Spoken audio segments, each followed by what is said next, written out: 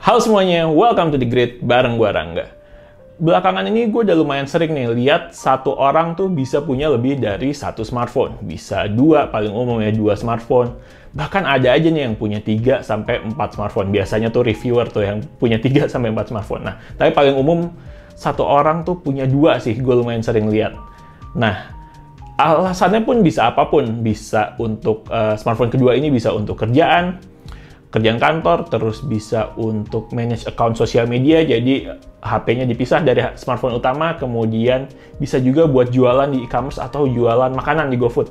Macam-macam deh, alasannya bisa apapun. Nah, di video kali ini gue pengen ngebahas dan ngasih tips-tips gimana caranya untuk memilih dan memakai smartphone kedua ini agar lebih optimal. Oke, disimak ya videonya. Tapi sebelum lanjut, jangan lupa buat subscribe dulu ke channel The Grid. Karena di channel ini kita bakal banyak ngomongin tentang gadget, desain, dan teknologi dalam kehidupan sehari-hari. Dan juga kita biasanya sih upload video baru tuh setiap minggu. Oke, ditunggu.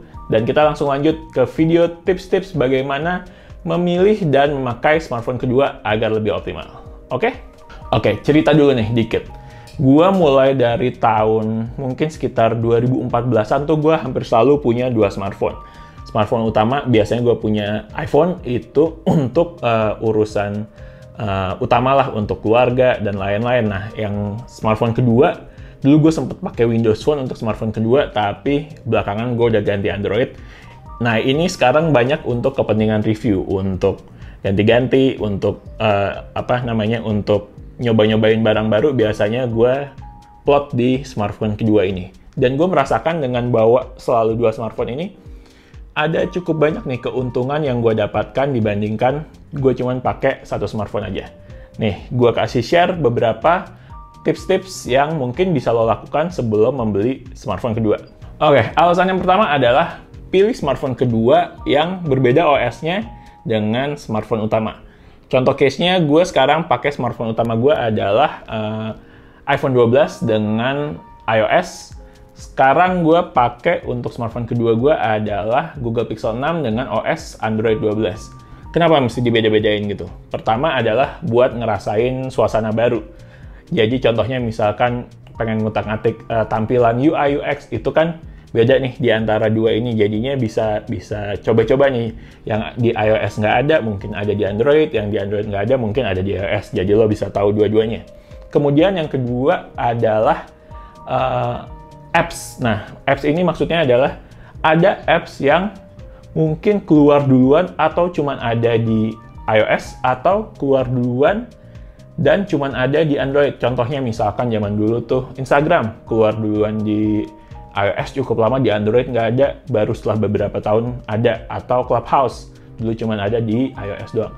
Atau apps-apps yang mungkin cuman ada di Android doang juga ada, dan nggak keluar di iOS. Nah, untungnya buat lo adalah jadinya lo tuh bisa nggak perlu khawatir ketika ada apps baru yang keluar, nggak ada di salah satu platform, lo bisa coba cek di OS atau platform yang lainnya. Di iOS nggak ada, kemudian bisa jadi di Android udah ada, atau sebaliknya. Nah, ini juga sebaliknya ya. Tadi kalau contoh kasus gue adalah gue pakai iPhone sebagai smartphone utama dan Android sebagai smartphone kedua. Kebalikan pun juga bisa. Misalkan smartphone utama lo adalah Android, lo bisa pilih smartphone keduanya iOS. Kurang lebih kayak gitu. Alasan yang kedua adalah cari yang ukurannya atau form factor-nya beda. Contohnya misalkan gue pakai iPhone 12, smartphone kedua gue pakai Google Pixel 6 yang ukurannya mungkin lebih gede. Atau sebaliknya, misalkan smartphone utama lo ukurannya gede, iPhone Pro Max, cari Android yang mungkin ukurannya kecil, Zenfone 8 atau Samsung Galaxy S22. Atau bisa juga untuk explore lagi nih. Jadi misalkan smartphone utama lo form factor-nya candy bar, mungkin lo bisa coba ke foldable. Bisa pilih Galaxy Z Flip 3 atau Galaxy Z Fold 3. Jadi intinya form factor-nya dibedain. Itu kenapa? Karena misalkan smartphone utama lo ukurannya lebih kecil, mungkin lo cari smartphone kedua yang ukurannya lebih besar, jadinya mungkin lebih enak buat entertainment, buat nonton-nonton film, atau buat nonton-nonton series dibandingkan smartphone utama. Atau sebaliknya, misalkan smartphone utama lo gede nih, ukurannya iPhone Pro Max, jangan pilih Android yang ukurannya gede juga, karena kalau dibawa-bawa nanti lo bawa dua smartphone yang gede dan berat akan malesin lah. Mendingan kalau misalkan satunya udah gede atau berat, pilih salah satunya yang ukurannya lebih kecil atau lebih compact. Oke, alasan yang ketiga adalah cari smartphone kedua yang fiturnya ngelengkapin smartphone utama lo. Gimana tuh maksudnya? Misalkan gini, ada beberapa smartphone itu yang memiliki fitur-fitur unik yang mungkin nggak ada di smartphone lain. Gue ambil contoh ya, ini misalkan aja. Misalkan lo pakai iPhone yang udah agak lama, nggak ada NFC-nya. Nah, lo mau beli smartphone kedua, mungkin bisa cari smartphone kedua yang udah ada NFC-nya. Atau misalkan lo pakai iPhone lagi, terus mau cari ada smartphone kedua yang ada fitur yang nggak ada di smartphone lain, misalkan Xiaomi atau Huawei itu beberapa smartphone-nya seingat gue ada yang punya fitur AR Blaster di atas. Itu kan berguna tuh, bisa buat matiin TV, buat nyalain AC dan lain-lain. Nah, cari mungkin smartphone-smartphone yang kayak gitu, yang punya fitur unik yang nggak ada di smartphone utama lo. Apalagi fitur-fitur unik kayak gitu banyak, misalkan reverse charging, terus misalkan smartphone utama lo masih 4G, cari smartphone kedua yang 5G dan lain-lain. Intinya adalah cari smartphone kedua yang bisa ngelengkapin fitur-fitur yang nggak ada di smartphone utama lo. Alasan yang keempat adalah gunakan operator atau provider telekomunikasi yang berbeda dengan smartphone utama lo. Gue pakai XL udah puluhan tahun kali di iPhone ini untuk smartphone utama ini. Nah, untuk smartphone kedua, gue kemarin sempat pakai IM3 dan sekarang gue lagi pakai Bayu Telkomsel. Jadi gue selalu bedain satu XL, satu Telkomsel, atau IM3. Gunanya buat apa? Buat jaga-jaga. Misalkan lo lagi perlu koneksi, lagi di daerah agak terpencil, misalkan lo lagi perlu koneksi, ternyata di daerah tersebut nggak ada sinyal XL misalkan. Nah, buat jaga-jaga di smartphone kedua, lo pakai jaringan yang berbeda. Jadi misalkan pahit-pahitnya XL lo lagi nggak ada jaringan, lo bisa tetap dapat jaringan di smartphone kedua lo yang memakai provider lain. Misalkan lo pakai Telkomsel atau pakai IM3 dan lain-lain. Ya, gunanya buat saling backup aja. Ketika smartphone utama nggak dapet sinyal, lo bisa jaga-jaga cari jaringan lain di smartphone kedua, atau bahkan kebalikannya.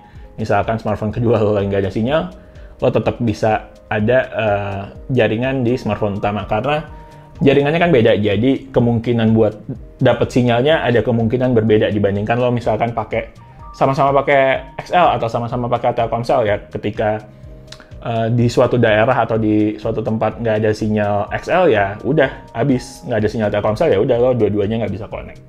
Alasan yang terakhir adalah pisahkan penggunaannya sesuai dengan kebutuhan. Ini maksudnya adalah kayak gini.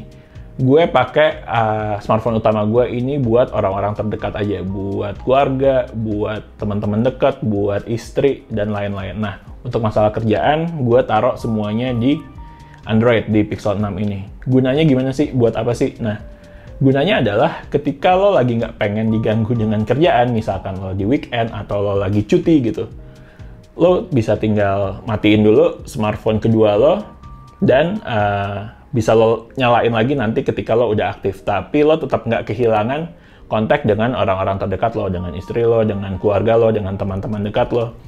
Lo nggak kehilangan kontak sama mereka, tapi untuk urusan yang lain lo bisa tinggalin dulu. Sebenarnya itu sih esensi dari punya dua smartphone sebenarnya menurut gue, supaya ya ini bisa misahin antara kehidupan dengan teman-teman atau keluarga dekat atau dengan kerjaan, jadinya nggak campur-campur. Kurang lebih gitu.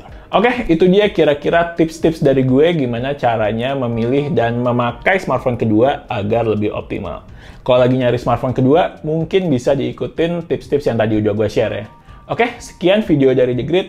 Jangan lupa buat subscribe ke channel The Grid, like videonya kalau emang suka, dan follow Instagram kita juga di thegrid.co.id. Oke, The Grid sign out. Bye!